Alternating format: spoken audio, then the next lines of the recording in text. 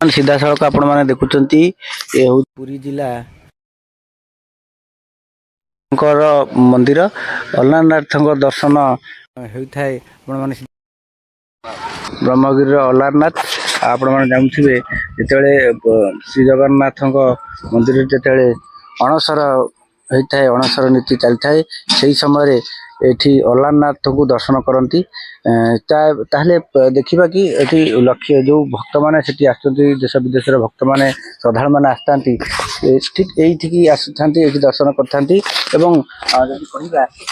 अच्छी पाखरे निकट में बाली हरचंडी से दर्शन करती ये हूँ माँ हरचंडी जो अच्छी बाली हरचंडी और अलारनाथ दर्शन करती श्रीक्षेत्र पुरी जिते दर्शन बंद थाए अणसर घरे प्रभु रही था से समय ये दर्शन करते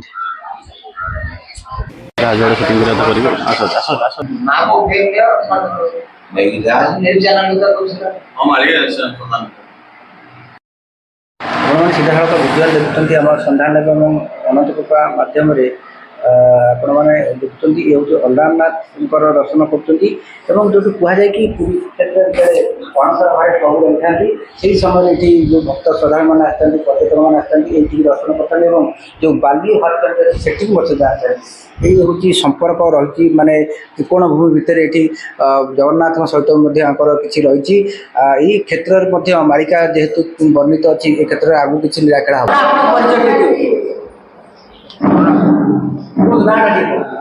विष्णुभर पूजा परिचय जय अलारनाथ विजय कुमार महास्वर महाप्रभुर दैनंदिन सेवक आम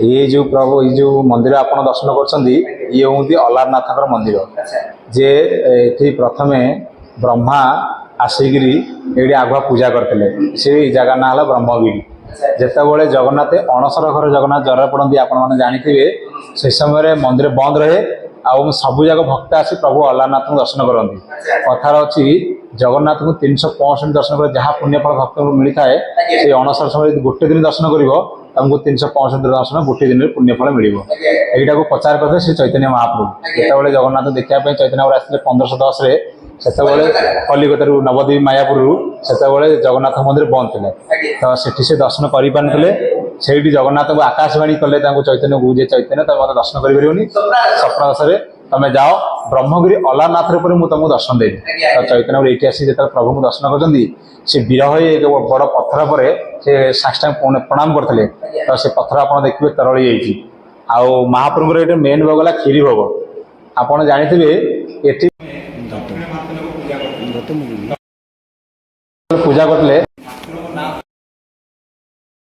लोक मैंने आग पूजा करते से समय गोटे गरीब ब्राह्मण थे जे कि सी बहुत नष्ट से भगवान को पूजा करते तो सी महाप्रभु को सेवाई से भिक्षा को बाहर को भिक्षा करने गले गोटे छोट 12 वर्ष बालक थे से बालक को पठेले तेज जाओ अलारनाथ को क्षीरी भोग देकी आस आ मुझे भिक्षा करने काली आसबि आज तुम माँ रांधिकी तुम हाथ में दब तुम नहीं ठाकुर को क्षीरी भोग दब तो बालकटी जो माँ हाथ में क्षीरी देला बालक आणिकी ठाकुर पाखे थोले बोले आस अलारे खा खीरी बाप जाए बाहर का मुझे जानी देवना जे प्रभु मो बाबा 1600 मंत्र जप कर तुमको दौरान क्षीरी किंतु मुझे मंत्र जानी तो से जो भावर दूसरी तुम टे आसिक ग्रहण कर तो भगवान हूँ भक्त बल भगवान जी भगवान को जमी डाक सेमती महाप्रभु कृपा मिल तो से तार से छोट पिलार गोटे शब्द महाप्रभु सिंहासन को ओल्लैक आसिक हाथ में क्षीरी खाई जो क्षीरी खाई महाप्रभु एत भल लगी क्षीरी खाऊ खाऊ महाप्रभु सब हाँडी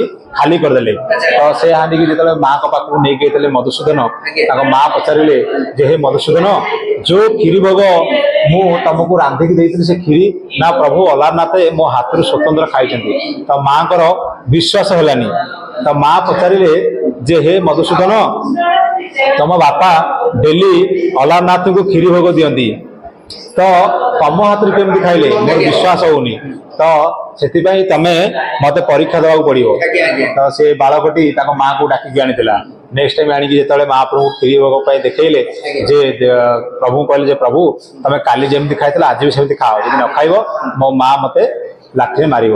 ତ ମହାପ୍ରଭୁ ତାଙ୍କ ମାଙ୍କ ସାମ୍ନାରେ ବି ଖାଇଥିଲେ। ଯେତେବେଳେ ମାଙ୍କ ସାମ୍ନାରେ ଖାଇଥିଲେ, ମା ଯେତେବେଳେ ଦେଖିକିରି ତାପରେ ମା କଣ କଲେ, ସିଧା ପଳେଇଲେ ଘରକୁ ଯାଇକିରି ମଧୁକୁ ପଚାରିଲେ, ମଧୁ ତମେ କି ମନ୍ତ୍ରରେ ଦେଲ ଅଲାନାଥକୁ ଯେ ଅଲାନାଥ ତମ ହାତରେ ଆସି କ୍ଷୀରି ଖାଇଲେ? ତ ମୁଁ ନିଜ ଆଖିରେ ଦେଖିଲି। ତାକି ତମ ବାବା ବିଶ୍ୱାସ କରିବେନି। ତ ତମ ବାବା ଯେତେବେଳେ ଆସିବେ ତମ ବାପାଙ୍କୁ ଏସବୁ କଥା କହିବାକୁ ପଡିବ। ସିଏ ଯେତେବେଳେ ତାଙ୍କ ବାବା ଆସିଲା ଭିତରେ ମଧୁସୂଦନ କହିଲେ ଯେ ବାବା, ମୋ ହାତରୁ ଅଲାନାଥ 2 ଥର ଚୋରି କରି କ୍ଷୀରି ଖାଇଛନ୍ତି। ତ ବାବାଙ୍କର ବିଶ୍ୱାସ ହେଲାନି। ବାବା କହିଲେ ଠିକ ଅଛି, ମୁଁ ବି ଦେଖିବି କେମିତି ଅଲାନାଥ କ୍ଷୀରି ଖାଉଛନ୍ତି। ତାଙ୍କ ବାପାକୁ ଡାକିକି ନେଇକି ଆଇଲା। ଅଲାନାଥ କହିଲେ ଯେ ପ୍ରଭୁ, 2 ଥର ଚୋରି କରି କ୍ଷୀରି ଖାଇଲ, ଆଜି ବି ସେମିତି ଖାଅ, ମୋ ବାପା ଆଜି ଦେଖିବା ପାଇଁ। ତ ଯେତେବେଳେ ମହାପ୍ରଭୁ ଆଉ ଥରେ ନେକ୍ସଟ ଟାଇମ ଆସିକି କ୍ଷୀରି ଖାଇଛନ୍ତି, ଯେ ତାଙ୍କ ବାପା ଦୁଆର ଖୋଲିକି ମହାପ୍ରଭୁ ହାତକୁ ଧରି ପକେଇଥିଲେ ଯେ ପ୍ରଭୁ, ତମେ ଚୋରି କରି କ୍ଷୀରି ଖାଉଛ, ମୁଁ ଏତେ ମନ୍ତ୍ର ଦେଇକି ତମକୁ କ୍ଷୀରି ଦେଉଛି, କୌଣସି ଦିନ ମୋ ହାତରେ ଖାଉଥିଲ, ତମେ ମୋ ପୁଅ ହାତରେ ଚୋରି କରି କ୍ଷୀରି ଖାଉଛ। ଏବେ ବି ସୁଦ୍ଧା ଅଲାନାଥ ମନ୍ଦିର ଆଇଲେ ଆପଣ ମାନେ ଦେଖିପାରିବେ ମହାପ୍ରଭୁ ହାତ ପୋଡିଯାଇଛି। ଯିଏ ସୃଷ୍ଟି ବ୍ରହ୍ମାଣ୍ଡର ମାଲିକ, ତାର ହାତ ଗରମ, ସେ ଗରମ କ୍ଷୀରି ଖାଇବା ସମୟରେ ତାଙ୍କ ବାପା ଯୋଉ ହାତ ଧରିଥିଲେ ସେ ପ୍ରଭୁଙ୍କର, ସେ ଏବେ ବି ସୁଦ୍ଧା ତାଙ୍କର ମହାପ୍ରଭୁଙ୍କର ପତାକା ଚିହ୍ନ ଅଛି। ସେଥିପାଇଁ କଥାର ଅଛି, ଜଗନ୍ନାଥଙ୍କୁ 60 ପଉଟି ପୂଜା ଲାଗେ, ଏଠି ମହାପ୍ରଭୁ କ୍ଷୀରି ଭୋଗ ଲାଗେ। 60 ପଉଟି ଭୋଗ ଛାଡି ଜଗା ଖାଉଛି କ୍ଷୀରି। ସେ ଅଣସର ସମୟରେ ଜଗନ୍ନାଥ ଜ୍ୱର ପଡିବେ, ସେ ସମୟରେ ଲକ୍ଷ ଲକ୍ଷ ଲୋକ ଏଠିକି ଆସିକିରି ମହାପ୍ରଭୁ କ୍ଷୀରି ଖାଆନ୍ତି। ସେଥିପାଇଁ ଏଠି ପ୍ରଭୁଙ୍କର ବହୁତ ଅଲିକ ଶକ୍ତି ଅଛି, ଯେ କି ତାଙ୍କ ନାଁ ଥିଲା ଆଲୱର। ଏଠି ଯୋଉ ଲୋକ ଏଠି ମୁଣ୍ଡିଆ ମାରନ୍ତି ତାକୁ ଆଲୱର ଶକ୍ତି ମିଳେ। ଏଠି ନିଶ୍ଚିତ ଭଗବାନଙ୍କର ଅପାର କରୁଣା, ଯେ ଥରେ ଆସିକି ମହାପ୍ରଭୁ ପାଖରେ ଭଗବାନଙ୍କ ପାଖରେ ମୁଣ୍ଡ ବାଡେଇକିରି ଏବଂ ତାଙ୍କ ଦୁଃଖ କଥା କହିଯାଆନ୍ତି, ନିଶ୍ଚିତ ଆମର ଏଠି 90% ଆପଣ ଦେଖିବେ ବହୁ ଦେଶର ଲୋକ ହୁଅନ୍ତି, ବଙ୍ଗାଳୀ ହୁଅନ୍ତି, ହିନ୍ଦୁସ୍ତାନୀ ହୁଅନ୍ତି, ରାଜସ୍ଥାନୀ ହୁଅନ୍ତି, ତାପରେ ତାମିଲନାଡୁ ଲୋକ ହୁଅନ୍ତି, ବିଦେଶର ଆମେରିକା ବି ଲୋକ ବି ପର୍ଯ୍ୟଟକ ବି ଆଉଛନ୍ତି। ଆମେରିକା, ନ୍ୟୁଜିଲାଣ୍ଡ, ୱାର୍ଲଡର ସବୁ ଲୋକ ଏଠିକି ଆଉଛନ୍ତି। କାହିଁକି ନା ଶ୍ରୀକ୍ଷେତ୍ରକୁ ଯେତେବେଳେ ଆସୁଛନ୍ତି ଦର୍ଶନ କରିବା ପାଇଁ, ସମସ୍ତେ ଆସିକି ପ୍ରଭୁ ଅଲାରନାଥଙ୍କୁ ଦର୍ଶନ କରନ୍ତି, ସାମଦାସ ଅଛନ୍ତି। କାହିଁକି ନା ଚୈତନ୍ୟ ମହାପ୍ରଭୁ ନିଜେ ପ୍ରଚାର କରିଥିଲେ, ତାଙ୍କ ପଥର ଛିନେଇବେ, ସେ ଦେଖିବେ କେମିତି ପଥର ମୁଣ୍ଡଠୁ ହାତ ତରଳି ଯାଇଛି। ଏଇଟା ଭାବର ଠାକୁର, ଯେମିତି ଭାବରେ ମହାପ୍ରଭୁ ଡାକିବ ସେମିତି ମହାପ୍ରଭୁ ଶୁଣିବେ। ହଁ, ମୁଁ ଏବେ 5-10 ବର୍ଷ ଖଣ୍ଡେ ହବ ସେବା କରୁଛି। ପୂର୍ବରୁ ଆମ ବାବା ସେବା କରୁଥିଲେ, ବାବା ବି ସେବା କରୁଛନ୍ତି, ତାଙ୍କ ବାବା ସେବା କରୁଛନ୍ତି।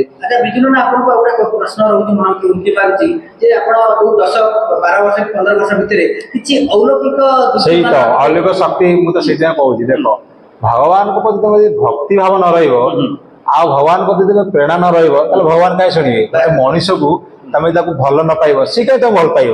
ସେଥିପାଇଁ ସେବକ ହଉ କି ଭକ୍ତ ହଉ, ଭଗବାନଙ୍କୁ ଆମର ଗୋଟିଏ ଲକ୍ଷ୍ୟ ଭଲ ପାଇବା, ଯେମିତି ଭଜିବ ସେମିତି ପାଇବ। ସେଥିପାଇଁ ହଁ, ସେମିତି ଆମେ ଯେତେବେଳେ ଭଗବାନଙ୍କୁ ସେବା କରିବାକୁ ଯାଉଛୁ, ସେମିତି ବି ମହାପ୍ରଭୁ ଆମର କୋଉଠି କୋଉଠି ଭୁଲ ବାଟ ରହିଗଲେ ମହାପ୍ରଭୁ ଆମକୁ ନିଜେ କହନ୍ତି, ଯେ ନିଜେ ବି ସେ ସ୍ୱତନ୍ତ୍ର ରାତିରେ କହନ୍ତି କିଛି ଅସୁବିଧା ନାହିଁ। ଆମେ ଭୁଲ ହେଲେ ଭଗବାନ ଡାକି ମୁଣ୍ଡିଆ ମାରୁ, ଯେ ଭଗବାନଙ୍କର ପ୍ରଭୁ ଏମିତି ଭୁଲ ହେଇଗଲା, ମହାପ୍ରଭୁ ଆମର ସେ ବି ପ୍ରଭାବ କରନ୍ତି। କାହିଁକି ନା ଯେମିତି ଆମ ବାପା ମା, ଯଦି ଆମେ ସତ୍ୟ ବାଟରେ ଯିବା, ବାପା ମା ଯଦି ଯାହା ବି ଆମ ବାପା ମାଙ୍କୁ କହିଲେ ଯେମିତି ଆମକୁ ସେ କ୍ଷମା କରନ୍ତି, ଗାଇଡ୍ କରନ୍ତି, ଇଏ ବି ଆମର ବାପା ମା। ସେଥିପାଇଁ ଆମେ ସକାଳୁ ଆଇଲେ, ତୁମେ ମୋ ମାତା ଆସ ପିତା ତୁମେ, ତୁମେ ବନ୍ଧୁ ସଦା ତୁମେ ହେବ। ସେଥିପାଇଁ ଆମେ ତାଙ୍କୁ ସେଇ କଥା ଭଗବାନ କହୁଛି, ପ୍ରଭୁ ତମେ ସବୁ ଆମର, ଯାହା ଯୋଉଠି ହେବ ତମେ କ୍ଷମା କରିବ, ଭଗବାନ କ୍ଷମା କର, ଠିକ ହେଲେ ତମର। ଚକ୍ଷୁରେ ଏଠି ପ୍ରଭୁଙ୍କର ଦର୍ଶନ ବା ଏଠି ଯିବା ଆସିବାରେ କିଛି ଆବାଜ, କିଛି ଶୁଣ, ସେଥିପାଇଁ ମୁଁ କହିଛି, ଭାବ ଥିଲେ ନିଶ୍ଚିତ ତମେ କଣ ସବୁ କିଛି ତମେ ଜାଣିପାରିବ।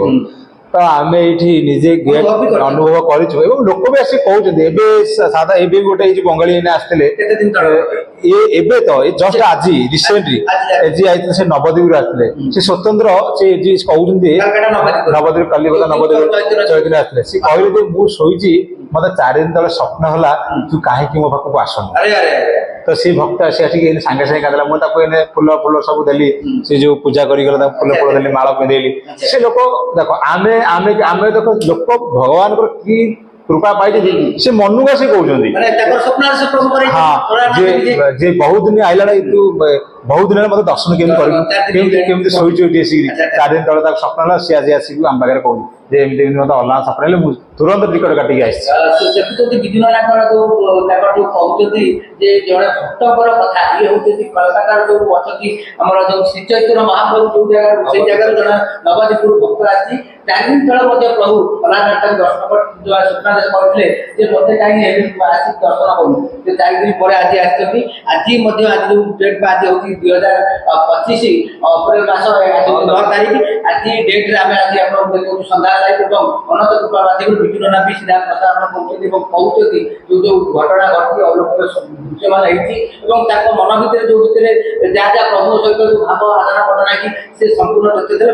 ନା ଆଉ ଗୋଟେ କଥା କହିବେ କି, ଯେହେତୁ ଆମେ କହିବା ପୁରୀ ଶ୍ରୀକ୍ଷେତ୍ର ସହିତ ଆମର କିଛି ସମାଜ ସେବା ସଂଯୋଗ ରହିଛି, ତ ପୁରୀରେ ଯୋଉଭଳି ମାନେ ଦେଖାଯାଏ ଘଟଣା, କହିବା ପତିତ ପାବନ ବାନା ପଥର ଖସିବା, ଯୋଉ ଅଶୁଭ ସଂକେତ ଦେଖନ୍ତୁ, ସେ ଯୋଉ ଅଶୁଭ ସଂକେତ ବେଳେ ଏଠି କିଛି ମାନେ କିଛି କ୍ରିୟା ଘଟେ କି ନାଇଁ? ଶୁଣ, ଭଗବାନ ଯୋଉଠି ଜଗନ୍ନାଥ ଅଛନ୍ତି, ଯୋଉଠି ଆମର ଜ୍ୟେଷ୍ଠ ଠାକୁର ପ୍ରଭୁ ଅଲାରନାଥ ଅଛନ୍ତି, ଏଠି କେବେ ବି ଓଡିଶାରେ ବିପଦ ଆପଣ ଦେଖିବେନି। ଏମିତି କେମିତି କେତେ ବି ପ୍ରକାର ଫନି ହଉ ବନ୍ୟା ଆପଣ ଦେଖିଥିବେ, କିନ୍ତୁ ଏବେ କିଛି ବେଶୀ ପ୍ରଭାବ ପଡିବନି, ଯେହେତୁ ପ୍ରଭୁ ଆମ ଓଡିଆ ଗୌଡ଼ମଣି ଜଗନ୍ନାଥ ଗୌଡ଼ମଣି ଅଛନ୍ତି, ତ ଏଠି କୌଣସି ଲୋକଙ୍କର ଅସୁବିଧା ହବ ନାହିଁ, ଆମେ ଏଠି ଗ୍ୟାରେଣ୍ଟି ଦେବୁ, ଆମେ ସେବକ ହିସାବରେ। ଆଚ୍ଛା, ଆଉ ଗୋଟେ ବୁଝିଲେ, ଆଉ ଗୋଟେ ମନ ଭିତରେ ପ୍ରଶ୍ନ ମୁକ୍ତି ମାରିଲା କି ଯୋଉ ସାରା ବିଶ୍ୱରେ ଯୁଦ୍ଧର ବିଭୀଷିକା ଖେଳି ଯାଇଛି, ତା ବିଷୟରେ ବୋଧେ ଦେଖିବା ଭୂମିକମ୍ପର ଭୟ ବାତାବରଣ ଏଇନା ସମସ୍ତଙ୍କ ମନ ଭିତରେ ରହିଛି। ପଞ୍ଚଭୂତରେ ପ୍ରଳୟ କଥା କହିବା, ବନ୍ୟା ବାତ୍ୟା ଭୂମିକମ୍ପ ଗାଡି ଆକ୍ସିଡେଣ୍ଟ ହଉ, ଆଉ ଅଗ୍ନିର ଦାହ ହଉ, କିମ୍ବା ଏଇ ଯୋଉ ଭିତରେ ପରିସ୍ଥିତିରେ ଗତି କରୁଛି ସାରା ବିଶ୍ୱ, ତା ଭିତରେ ଭାରତ ଭିତରେ ଓଡିଶା ଯେହେତୁ ଉତ୍କଳର ଦେଶ ବା ଉତ୍କଳର ମାଟି ଜଗନ୍ନାଥଙ୍କ ଦେଶ କୁହାଯାଏ, ତମେ ଜାଣିଛ ଜଗନ୍ନାଥ ଦେଶ କହିଲେ ସାରା ୱାର୍ଲଡ ଜାଣିଛି, ସାରା ବିଶ୍ୱ ଜାଣିଛି। ତେବେ ନିଶ୍ଚିତ ସେଠି ଜୋର ଧରଣ ପ୍ରଭାବ ପଡିବ, ତାର କିଛି ଅଂଶରେ ବି ଏଠି ଯେହେତୁ ଧର୍ମକୁ ସମେତ କରୁଛୁ ଚାଲିବ, ତ କିଛି ଅଂଶରେ କମିବ, କିନ୍ତୁ ହବ ନା ନାଇଁ? ଆମେ ଆପଣ ଜାଣିଥିବେ 4 ଧାମରେ ଶ୍ରେଷ୍ଠ ଧାମ ହେଲା ଜଗନ୍ନାଥ। ଜଗନ୍ନାଥଙ୍କଠୁ ଧାମ ଆଉ କୋଉ ନାହିଁ। ଆପଣ ଦେଖିବେ 4 ଧାମରେ ଆପଣ ଦର୍ଶନ କରି ଆସିବେ, 4 ଧାମରେ ଦର୍ଶନ କରି 3 ଧାମ ଦର୍ଶନ କରି ଆସିବେ, କିନ୍ତୁ 4 ଧାମରେ ଫଳଟା ଏଇଠି। ଯୋଉଠି ଫଳ ସେଠି କେତେବେଳେ ବିଫଳ ହବନି, କାହିଁକି ନା ଏଠି ନିଶ୍ଚିତ ଫଳ। ଭକ୍ତ ମାନେ ଜାଣନ୍ତି ମୁଁ ଏଠିକି ଆଇଲେ ମୋର ମନସ୍କାମନା ପୂର୍ଣ୍ଣ ହବ, ଜଗନ୍ନାଥ କୃପା ମିଳିବ, ସେଠି ବିଫଳ କେବେ ହବନି। ତମେ ଜାଣିଥିବ ସବୁଆଡେ ସବୁ କିଛି ହଉଥିବ, କିନ୍ତୁ ଦେଖିବ ଜଗନ୍ନାଥ ପୁରୀରେ ଆଭାସ ଆପଣଙ୍କୁ କମ ମିଳିବ, ଯେହେତୁ ପତିତ ପାବନ ସେଠି ଦେଖିବ ଯୋଉ ଉଡୁଛି, ଫଳଫଳକି ଉଡୁଛି, ସେ କଣ ପାଇଁ ଉଡୁଛି? ସେ ସମସ୍ତଙ୍କୁ ଦେଖଉଛି ଯୋଉ ଭକ୍ତ ଯେ ମୋ ଆଶ୍ରାରେ ମୋର ଭକ୍ତିରେ ରହେ, ଆଉ ମୋରି ଓଡିଶାରେ ରହିକି ମତେ ସବୁବେଳେ ଭଜନ କୀର୍ତ୍ତନ କରେ, ମୁଁ କେବେ ବି କୌଣସି ଭକ୍ତକୁ ନିରାଶ କରିବିନି ଏବଂ ମୋ ଓଡିଶାକୁ କେବେ ବିପଦରେ ପକେଇବିନି। ତଥାପି କୌଣସି ଆଗକୁ ଭବିଷ୍ୟତ ଅଛି ଯେ ଭାରତକୁ ଭୂମିକମ୍ପ ହବ, ଓଡିଶାରେ ମଧ୍ୟ କିଛି ପ୍ରଭାବ ପଡିବ, ନିଶ୍ଚିତ କିଛି ହବ। ଆମେ ଯେମିତି ଗୋଟେ ପ୍ୟାଣ୍ଟ ସାର୍ଟ ଆମେ ପିନ୍ଧିଛେ, ଏଇଟା ସବୁଦିନ ପିନ୍ଧିବେ ବୋଲି ଭଲରେ ଗ୍ୟାରେଣ୍ଟି ନାହିଁ, ଯେମିତି ହେଲେ ଟିକେ ଫରକ, କିନ୍ତୁ ଆମେ ଏତିକି ଗ୍ୟାରେଣ୍ଟି ଦେବୁ ଯେ ଓଡିଶାରେ ଆମ କେବେ ପ୍ରଭାବ ପଡିବ ନାହିଁ, ଯେହେତୁ ଆମର ଜଗନ୍ନାଥ ଅଛନ୍ତି ଏବଂ ଅଲାରନାଥ ଅଛନ୍ତି। ଆମର ଓଡିଶାରେ ବହୁତ ଦେବାଦେବୀ ଆପଣ